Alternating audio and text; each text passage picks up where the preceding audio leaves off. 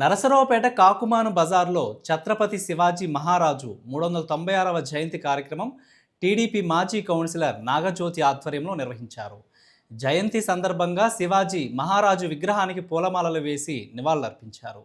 ఆయన దేశభక్తి, పరాక్రమం, స్వరాజ్య స్థాపనలో చేసిన కృషిని గుర్తు చేసుకుంటూ పలువురు ప్రసంగించారు.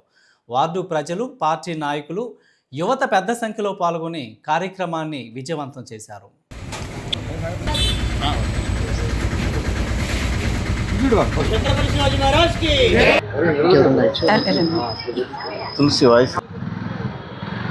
కాకుమాన్ బజార్లో ఛత్రపతి శివాజీ గారి 396వ జయంతి కార్యక్రమాలు మరాఠా బంధువులు అందరూ కలిసి ఎంతో ఉత్సాహంగా జరుపుకోవటం జరుగుతుంది.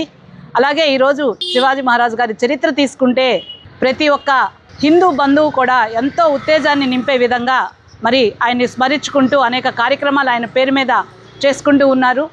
మరి తల్లి జిజియాబాయి ఆశయాలను ముందుకు నడిపిస్తూ స్వరాజ్య స్థాపనే ధ్యేయంగా, హిందూ ధర్మ సంరక్షణే ధ్యేయంగా ఆయన పనిచేయటం జరిగింది.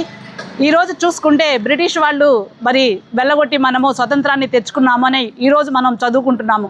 కానీ మన మొఘలులందరినీ కూడా బయటికి తరిమివేసి హిందూ సామ్రాజ్యము ఇది అనేసి ఒక ఘంటాపదంగా మరి హిందూ సామ్రాజ్యాన్ని ఇక్కడ నిలబెట్టి 390కి పైగా యుద్ధాలు చేసి ప్రతి యుద్ధంలో కూడా విజయాన్ని సాధించి హిందూ సామ్రాజ్యాన్ని స్థాపించిన ఘనత మరి శ్రీ ఛత్రపతి శివాజీ మహారాజ్ గారికే చెందుతుంది. ఛత్రపతి శివాజీ మహారాజ్కి, ఛత్రపతి శివాజీ మహారాజ్కి. భారతదేశానికి, హిందూ ధర్మానికి ఈ ఆధునిక భారతంలో రెండు కళ్ళు. ఒకరు మహారాణా ప్రతాప్ సింగ్ అయితే రెండవ వారు ఛత్రపతి శివాజీ మహారాజ్. తన ఎరాలో జీవితం మొత్తం కూడా హిందూ ధర్మాన్ని, దేశాన్ని కాపాడటానికి అంకితం చేసినటువంటి మహానుభావుడు ఛత్రపతి శివాజీ మహారాజ్.